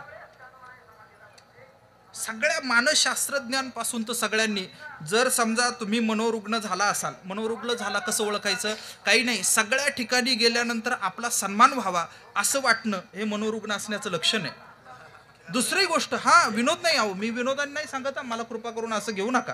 किशोर महाराजांना माहिती आहे सगळं प्रकरण. दुसरी गोष्ट, 2 लोक बोलत असली आणि असं वाटायला लागलं ना सारखी आपल्याबद्दलच चर्चा चालली, तर हे मनोरुग्ण असण्याचं लक्षण आहे.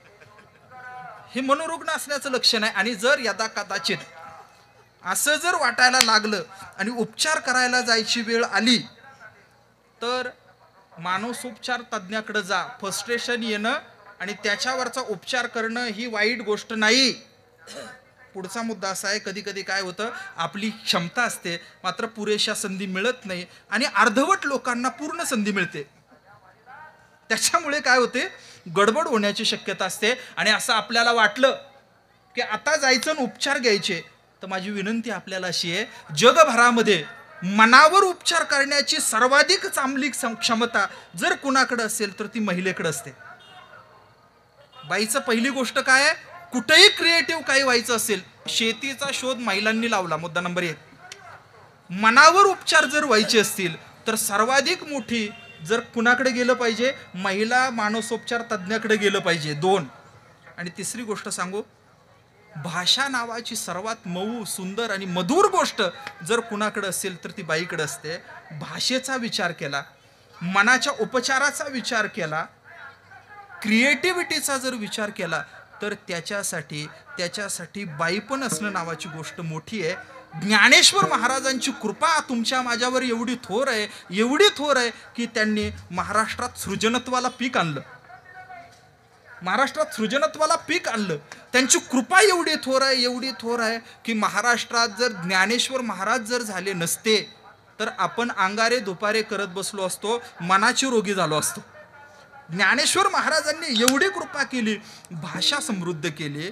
ज्ञानेश्वर महाराजांची ही जी कृपा आहे ती कृपा व्यक्त करत असताना संतांनी वारंवार ज्ञानोबारायांना माय म्हटलं, ज्ञानोबारायांना माऊली म्हटलं, ज्ञानोबारायांना बाई म्हटलं. आणखीन गोष्ट सांगतो, ती गोष्ट अशी आहे की आत्ता जगभरात एक प्रचंड पुस्तक गाजतंय आणि त्या पुस्तकात चर्चा अशी आहे की पुरुष शुक्र ग्रहाहून आले आहेत आणि महिला ज्या आहेत ना त्या मंगळ ग्रहाहून आलेल्या आहेत.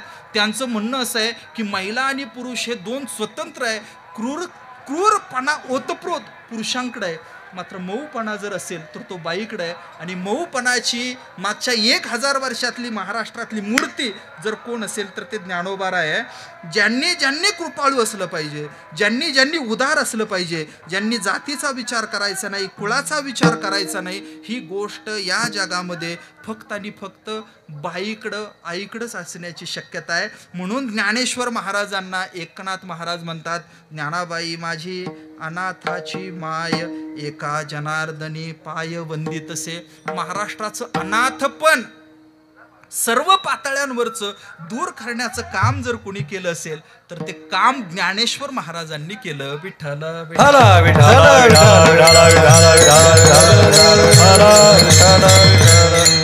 एक एक शब्द ज्ञानेश्वरीतला गोड आहे. आणि मी सांगू, मी ज्ञानेश्वरीचा विद्यार्थी. मी कोण आहे? मी ज्ञानेश्वरीचा विद्यार्थी आहे. असा दिवस जात नाही की ज्या दिवशी गाथा आणि ज्ञानेश्वरीच्या संदर्भानं काही एक मी विचार करत नाही. इथं खोटं बोलायची गरज नाही बरं का. इथं काय खोटं बोलायचं आणि कुणाला इम्प्रेस करायचं? इथं आळंदीमध्ये तर काय बोलू, पण सांगू एक एक शब्द असा आहे तो कृपा करतो. मी पुणे विद्यापीठामध्ये मच्छिंद्र महाराज, मी पुणे विद्यापीठामध्ये श्रीमद भगवद्गीतेच्या आधुनिक अन्वयार्थ जे आहे त्यावर काही एक काम करतो, छोटंसं सुरू आहे माझं. मात्र मी आपल्याला नम्रपणानं सांगतो की टिळक, गांधी, विनोबा भावे महाराष्ट्रात होऊन गेलेल्या सगळ्या विचारवंतांपेक्षा सर्वात अवघड, सर्वात गोड आणि सगळ्यात सोपे ज्ञानेश्वर महाराज आहे. सर्वात सोपे. आपली अडचण अशी फक्त अशी होते की आपण त्या ज्ञानेश्वरीकडे सन्मुख होत नाही. सकाळी एक विचार करत होतो, आजच सकाळी महाराज वाचण्यात एक ओवी आली. अध्याय 6 आहे, निलेश महाराज अध्याय 6 आहे. आणि ज्ञानेश्वर महाराजांची कल्पना दृष्टी पहा. ओवी पूर्ण पाठात आहे का याचं उत्तर नाही असं आहे का? कारण ती ताजी आहे म्हणून. ताजी आहे ना, सहजता आहे. आपण ती पेरणी करतो. काय करतो? पेरणी करतो. पेरणी कशानं करतो आपण? पाभरीनं करतो. कशानं करतो पेरणी? पाभरीनं पेरणी करतो. पाभरीनं पेरणी चाललेली असते, खाली काय असते? पाभर असते. त्याला वर जे काय असतं त्याला काय म्हणतात? रुमणं म्हणतात. आणि त्या पाभरीचं जे डोकं असतं त्याला काय म्हटलं जातं? चाड म्हटलं जातं. पहा, तुम्ही कल्पना करा, ज्ञानेश्वर महाराज किती बारकाईनं बोलतायत. ते म्हणतात की ते जे चाडगं आहे त्या पाभरीचं जे डोकं आहे, मस्तक आहे, शेतकरी बी घेतो आणि पाभरीच्या डोक्यावर ठेवतो आणि पेरणीला काय होते? सुरुवात होती.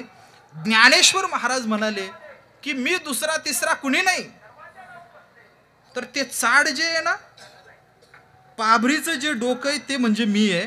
बरं, मग आता प्रश्न असा आहे, शेतकरी कोण आहे? त्यांचं म्हणणं असं आहे, निवृत्तीनाथ महाराज शेतकरी आहे. आणि ब्रह्मविद्येचं बीज घ्यायचं, काय करायचं? ब्रह्मविद्येचं बीज घ्यायचं, ते चाडग्यावर धरायचं. म्हणजे कुठं?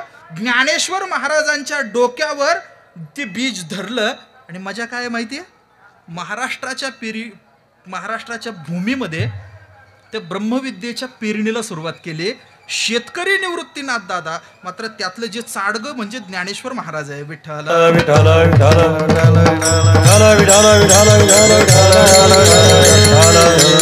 इतक्या वेगवेगळ्या गोष्टी किती बोलू, किती सांगू. आपल्याला जर सविस्तर याचा जर रस घ्यायचा असेल तर खूप सोप्या शब्दामध्ये जर आपल्याला ते समजून घ्यायचं असेल तर आदरणीय हरिभक्तीपरायण भागवत महाराज साळुंके यांनी एक 60 पानाचं भाव अक्षराची गाठी नावाचं दर्जेदार पुस्तक लिहिलंय. किती दर्जेदार आहे? इतकं दर्जेदार आहे. 64 पानाचं पुस्तक आहे.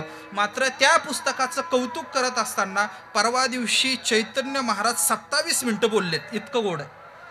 त्याच्यामध्ये ज्ञानेश्वर महाराजांच्या वेगवेगळ्या भावछटा आहे. आणि मी आपल्याला नम्रपणानं सांगतो की भाषा गोड, तत्वज्ञान गहन, त्याच्यामध्ये सृजनत्व, या सगळ्या गोष्टी ज्ञानेश्वर महाराजांकडे आहे. ज्यांना ज्ञानाचा अधिकार नव्हता, ज्यांना भक्तीचा अधिकार नव्हता, ज्यांना प्रेमाचा अधिकार नव्हता, अशा सगळ्या लोकांनी ज्ञानेश्वर महाराजांचे उपकार मानले पाहिजे. कारण सर्व क्षेत्रातलं अनाथपण दूर करण्याचं काम जर कुणी केलं तर ते ज्ञानेश्वर महाराजांनी केलं. एकनाथ महाराज म्हणाले, ज्ञानाबाई माझी अनाथाची माय, एका जनार्दनी पाय वंदित असेल. प्रपंचात मी आणि माझं हे दुःख देतं.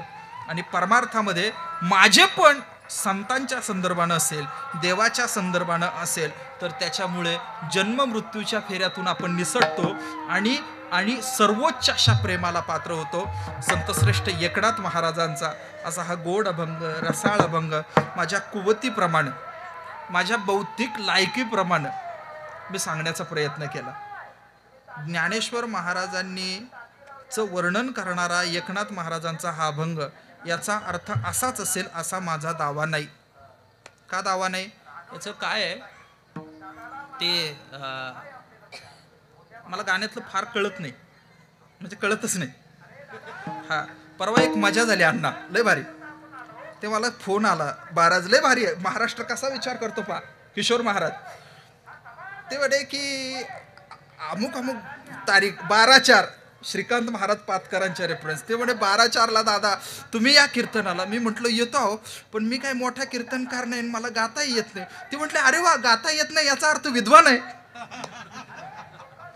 कालचा किस्सा आहे किशोर महाराज. काय ज्या अर्थी गाणं येत नाही त्या अर्थी काय समजताय काय?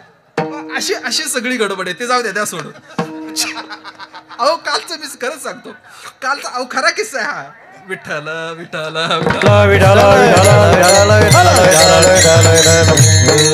ते गातात, लोक काय करतात, गातात किशोर महाराज. आणि गाताना आवाज वर जातो, आवाज वर जातो, पण जिथं जायला हवा ना तिथं जात नाही.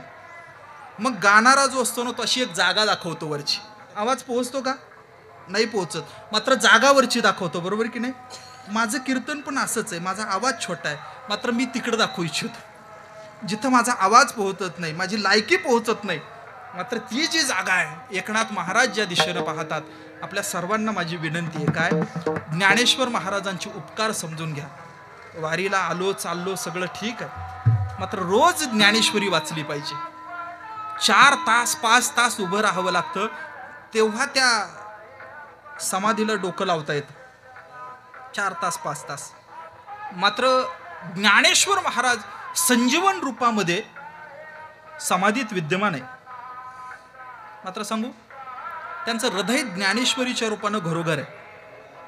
आणि आपण जर तिकडं सन्मुख झालो, काही गोष्टी आपण खूप छान पद्धतीने करू शकलो, पाहू शकलो, तर मला वाटतं की आपण खूप उत्तम पद्धतीनं पुढं जाऊ शकतो. ज्ञानेश्वर महाराजांच्या पवित्र चरणी आजची ही सेवा समर्पित करतो. एकनाथ महाराजांना वंदन करतो की त्यांनी किती सुंदर पद्धतीनं ज्ञानाबाई माझी अनाथाची माय एका जनार्दनी पाय वंदितसे. आणि सांगू, जो हळवा माणूस असेल आणि ज्ञानोबारायांना वाचत वाचत वाचत जाईल ना, तो ज्ञानेश्वर महाराजांच्या अधिकाधिक प्रेमात पडत जातो, अधिकाधिक प्रेमात पडत जातो. ज्ञानोबारायांची कृपा अशी जी आहे, थोर आहे. आपण खूप नम्रपणे लेकरू होऊन त्यांच्याकडे जावं. पंडित म्हणून गेलो तर आपल्या ज्ञानाची रग जिरवतील ते, मात्र लेकरू म्हणून जर गेलो नाही, अहो खरंच सांगतो मी, नाहीतर हे विद्यापीठातले किंवा इतर ठिकाणी ज्ञानेश्वरीवर PhD करणाऱ्यांच्या डोक्याला आणि तोंडाला फेस आला अण्णा. सोपा विषय नाही. इथं काव्य आहे, तत्वज्ञान आहे, नवरसे भरवी सागर, उचित रत्नांचे आगर, भावार्थाचे गिरीवरू निपजवी ओ माये. असे ती ज्ञानेश्वरी, अशी गोड ज्ञानेश्वरी, ती समजून घ्यायची असेल ना, तर अगोदर 1000 वर्षाचं तत्वज्ञान समजून घ्यावं लागतं, पंडित जर व्हायचं असेल तर. मात्र प्रेम जर करायचं असेल ना, तर सेठ ज्ञानेश्वरीपासून सुरुवात करायची, ज्ञानेश्वरी जवळ थांबायचं. पंडित म्हणून गेला तर सगळे आचार्य परंपरेपासून सगळं समजून घ्यावं लागतं. किशोर महाराज आणि जिरते अक्षरशः महाराष्ट्रात 18च्या 18 अध्यायांवर सविस्तर भाष्य लिहिणारा एकही मायकालाल पैदा नाही झाला. विद्वान झाले नाही का? झालेच, मात्र 18चे 18 अध्याय आणि सविस्तर लिहायचं हे खूप अवघड काम आहे. ज्ञानेश्वर महाराजांकडे पंडित म्हणून गेला, ज्ञानी म्हणून गेला तर ते दूर ठेवतील. मात्र वारकरी म्हणून गेलो, लेकरू म्हणून गेलं ना, तर ज्ञानेश्वर महाराज जवळ घेतील. आणि सांगू, थकलो ना तर आपल्याला कडेवर घेतील. आपण बौद्धिक थकतो आणि थकलं पाहिजे. बौद्धिक थकणारी माणसं नम्र होतात. विठ्ठल विठ्ठल विठ्ठल.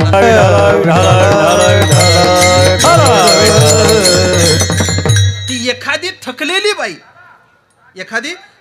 बाई आणि जीव द्यायला जाते विहिरीत, आणि नेमकं उडी मारणार तेवढ्यात एखादी म्हातारी आजी पकडते आणि मागं खेचते, बरोबर आहे की नाही?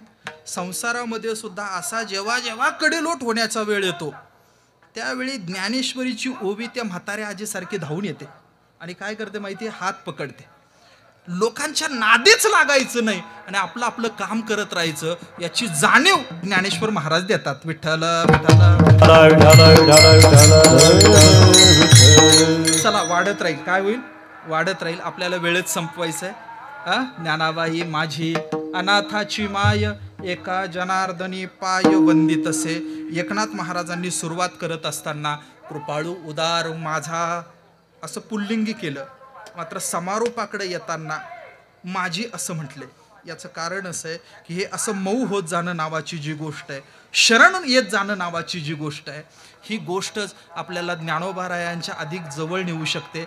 आपण अनाथ आहोत, आपल्याला काही येत नाही, ही जाणीव एकदा माऊलींना झाली की माऊली सांभाळून घेतात. मागच्या 700-800 वर्षांमध्ये ज्यांना ज्यांना अशी जाणीव झाली, माऊलींनी त्यांना सांभाळल्याची हजारो उदाहरणं आहे. माझी विनंती आपल्या सगळ्यांना अशी, आपणही तशा पद्धतीनं जावं. पुन्हा एक वार आपण सर्वांच्या पवित्र चरणी मनापासून वंदन करतो, सर्वांना नमस्कार करतो, सर्वांच्या पायावर डोकं ठेवतो. सर्वांना महाराज मच्छिंद्र महाराज तुम्हाला नमस्कार करतो. मच्छिंद्र महाराजांच्या संदर्भाने एक गोष्ट मला जी आत्ता लक्षात आली ती अशी आहे की संतश्रेष्ठ गोरोबा काका महाराज यांच्या प्रतिष्ठेला साजेस असा सोहळा आपण करणं आणि तो ज्ञानोबारायांच्या सोबत नेणं, या गोष्टी खूप महत्त्वाच्या मोलाच्या आहेत. त्यांच्या चरित्राच्या संदर्भानं, त्यांच्या वाङ्मयाच्या संदर्भानं, त्यांच्या उपासनेच्या संदर्भानं काम करणारे अनेक उपासक निर्माण झाले पाहिजे. नाहीतर बऱ्याचदा आपण मागच्या 5-50 वर्षात मी बोलून गेलो आपल्याला की आपण ज्ञानेश्वर महाराज आणि तुकाराम महाराज इथपर्यंतच होतो, मात्र सर्व संतांचा पालखी सोहळ्यांचा समावेश या सगळ्या याच्यामध्ये असणं ही मोठी गोष्ट आहे. मच्छिंद्र महाराज मी आपल्याला धन्यवाद देतो याच्यासाठी. हे खूप निष्ठेनं करायचं काम आहे. कार्यक्रम करणं आणि कुठल्याही व्यापात न पडणं हे सोपं असतं, मात्र असं करायचं असेल तर अनेक लोकांना सांभाळावं लागतं. अनेक लोकांना, तुम्ही साधी दिंडी चालवणारा माणूस असू देत, त्याला येता जाता 5-50 लोकांना वर्षभरात सांभाळावं लागतं. त्यांच्या अंत्यविधीला जावं लागतं, लग्नाला मुक्काम असतो ना किशोर महाराज, ते कधी बंद करेल याचा नियम नसतो. आणि ज्याच्याकडे जेवढी जास्त जमीन ना तो तेवढा अहंकारी असतो बरं का. तर गडबड अशी होते की मग ते काय असतं, लोकव्यवहार सगळा वाढत जातो आणि असा सगळा लोकव्यवहार सांभाळत आदरणीय मच्छिंद्र महाराज हा जो उपक्रम करतायत, मला आज नव्यानं त्यांची ओळख झाली. त्यांना खूप मनापासून धन्यवाद देतो. किशोर महाराज आपल्यालाही धन्यवाद देतो. महाराज आपणा सर्वांच्या पायावर अत्यंत नम्रपणानं वंदन करतो. हरीश महाराज आपल्यालाही नमस्कार करतो. आदरणीय भागवत महाराजांना नमस्कार करतो. माझं कीर्तन सुरू व्हायच्या 2 मिनिटं अगोदर जर आले असते तर फेटा त्यांना दिला असता मी. का? कारण आपल्यापेक्षा ज्ञानी माणसाला वारंवार नमस्कार करावा. आणि ज्ञानेश्वरीची, तुकाराम महाराजांच्या गाथेची ज्या निष्ठेनं आणि प्रेमानं भागवत महाराज सेवा करतात, नमस्कार करतो. गणेश महाराज आपल्यालाही नमस्कार करतो. आज खूप गाणारे वाजवणारी मंडळी आली, खूप गाणारे, किशोर महाराजांपासून तर आपण सगळीच मंडळी. निलेश महाराज उत्तम मृदुंगाचार्य म्हणजे संतश्रेष्ठ ज्ञानेश्वर महाराज, संतश्रेष्ठ निवृत्तीनाथ महाराज संस्थांचे अध्यक्ष, ही त्यांची नंतरची ओळख आहे आता 1.5 वर्षातली. मात्र महाराष्ट्रातले एक महत्त्वाचे असे मृदुंगवादक, मृदुंगाचार्य. आणि आपल्याला मला सांगायला आनंद होईल की महाराष्ट्राच्या वैभवाला आणि वारकरी संप्रदायाला साजेल असं अत्यंत सुंदर निवृत्तीनाथ दादांचं मंदिर त्यांनी बांधायला घेतलंय. मुख्यमंत्र्यांच्या हस्ते त्याचं उद्घाटन झालं आणि आता त्याचा सोहळा हा खूप मोठ्या प्रमाणामध्ये होणार आहे. त्यांनाही मनापासून वंदन करतो. आपणा सर्वांना वारंवार वंदन करतो. मला आनंद या गोष्टीचा आहे की आदरणीय गंभीर महाराजांनी, आदरणीय कुंभार महाराजांनी मला इथं सेवेची संधी दिली. वारकरी संप्रदायामध्ये मला असं वाटतं की सवाई गंधर्वमध्ये वाजवणारा एकमेव व्यक्ती म्हणजे गंभीर महाराज असतील. मृदुंगाची प्रतिष्ठा वाढावी यासाठी काय आहे की आपल्याकडं बोलणारी लोक, गाणारी लोक, वाजवणारी लोक आपल्यामध्येच राहतात. मात्र आधुनिक लोकांमध्ये जाऊन वाजवणं, गाणं, बोलणं या गोष्टी वाढल्या पाहिजे. आणि ते झालं ना तर माणूस अधिक नम्र होतो. आणि मला असं वाटतं की गंभीर महाराज पुण्याच्या सांस्कृतिक विश्वामध्ये खूप उत्तम पद्धतीने त्यांचं ते चाललंय. सवाई गंधर्व महोत्सवामध्ये ते वाजवत होते आणि मी पूर्ण वेळ त्यांच्याकडेच पाहत होतो. का? कारण मला काही तशा अर्थानं ते इतकं मोठं वाटत होतं ना, इतकं मोठं. आणि तिथं आपला एखादा माणूस दिसणं यानं जे कौतुक आपल्याला वाटतं. मी गंभीर महाराजांना मनापासून धन्यवाद देतो आणि आपल्या सर्वांना, मच्छिंद्र महाराज आपणा सर्वांना धन्यवाद देतो. माय माऊली आपणा सर्वांना धन्यवाद देतो आणि आपणा सर्वांच्या पायावर अत्यंत नम्रपणानं डोकं वंदन. सर्वांना वारंवार नमस्कार. शब्द सुंदर आहे अभंगाचे. कृपाळू उदार माझा ज्ञानेश्वर तया नमस्कार वारंवार. न पाहे याती कुळाचा विचार. भक्त करुणाकर ज्ञानाबाई बलतिया भावे. शरण जाता भेटी पाडी तसे तुटी. जन्मव्याधी ज्ञानाबाई माझी अनाथाची माय. एका जनार्दनी पाय वंदितसे ज्ञानेश्वर माऊली. ज्ञानराज माऊली तुकाराम ज्ञानेश्वर माऊली. माऊली ज्ञानेश्वर माऊली. ज्ञानेश्वर माऊली. ज्ञानेश्वर माऊली.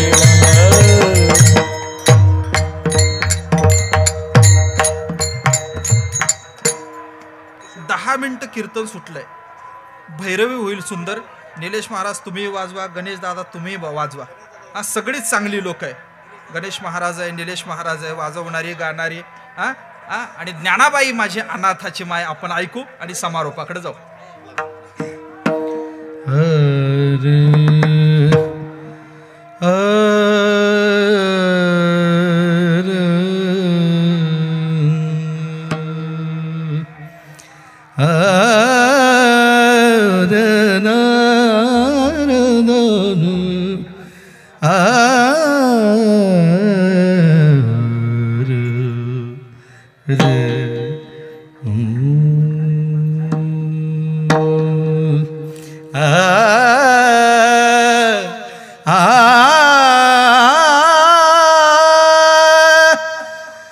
ज्ञानाबाई माझी अनाथाची माय.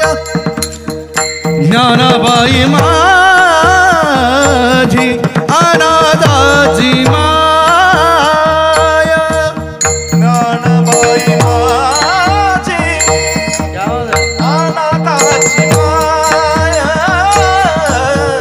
ज्ञानबाई माझी अनाथाची माय.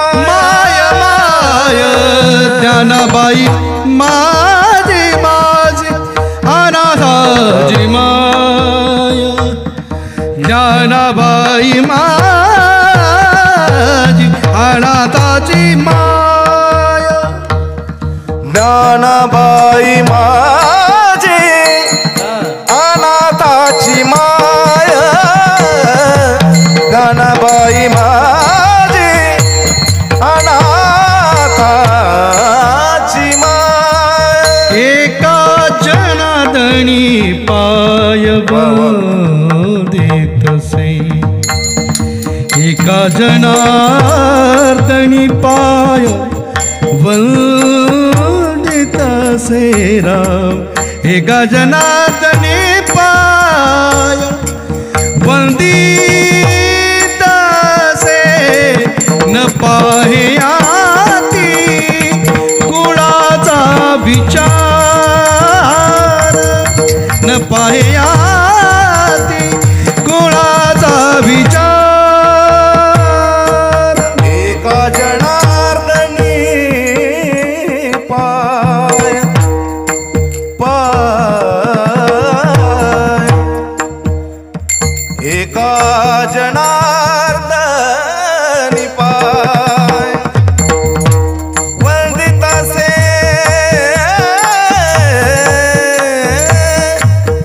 न पाहे आती कुळाचा विचार. न पाहे आती कुळाचा विचार.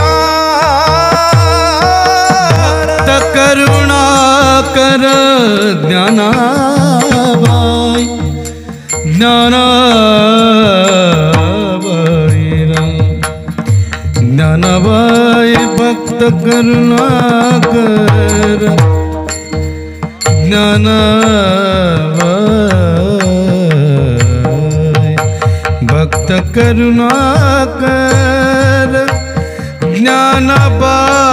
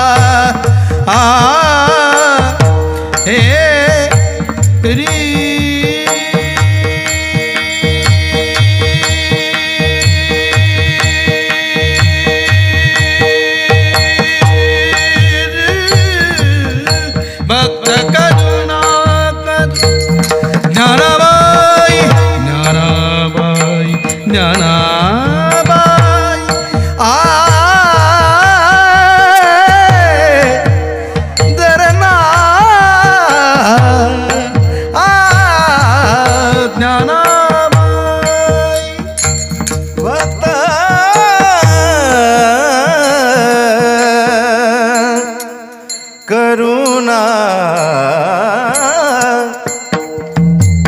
भक्त करुणा कर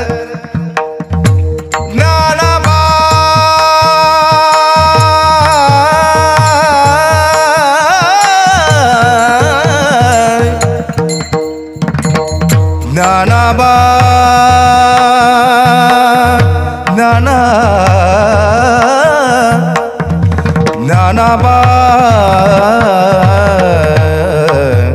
ज्ञानाबाई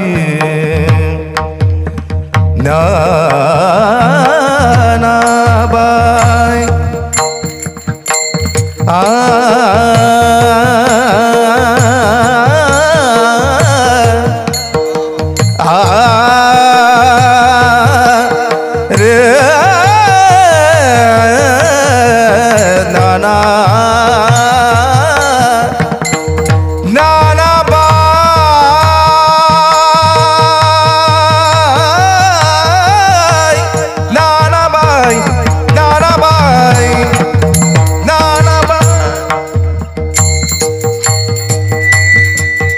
भक्त करुणाकर ज्ञानाबाई हरि ज्ञानाबाई ज्ञानाबाई भक्त करुणा करुणाकर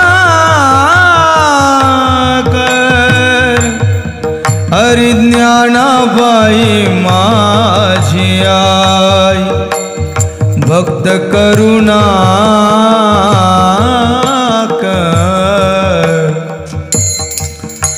हे ज्ञानाबाई ज्ञानाबाई भक्त करुणा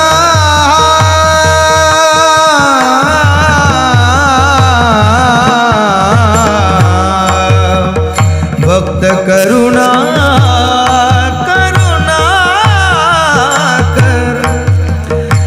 भक्त करुणा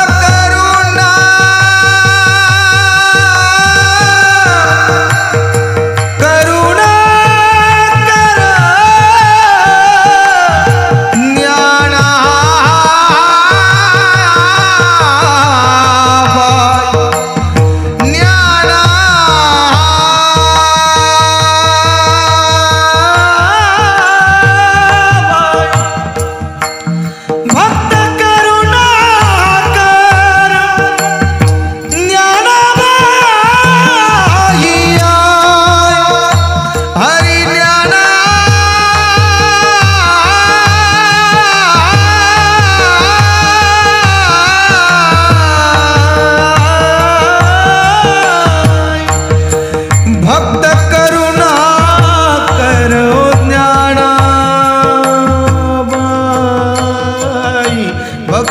करुणाकर भक्त करुणाकर भक्त करुणाकर हरि ज्ञानाबाई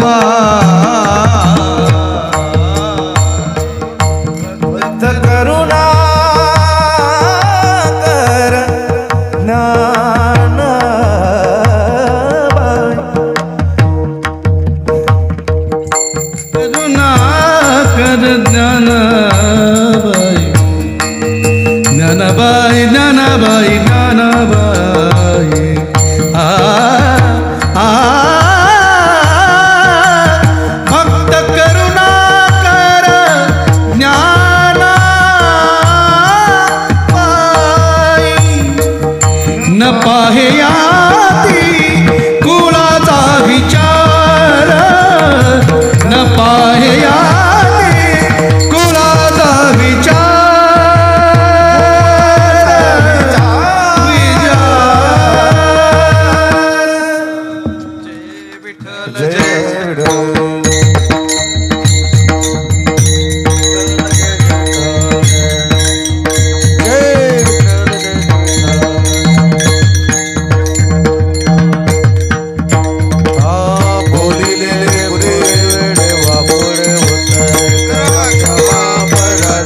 महाराज तुम नाही उच्चारिला अधिकार व्यापुला तुका म्हणे ज्ञानेश्वर रखा पाया बैकिंकरा करा क्षमा पर महाराज तुम ज्ञानदेव तुकाराम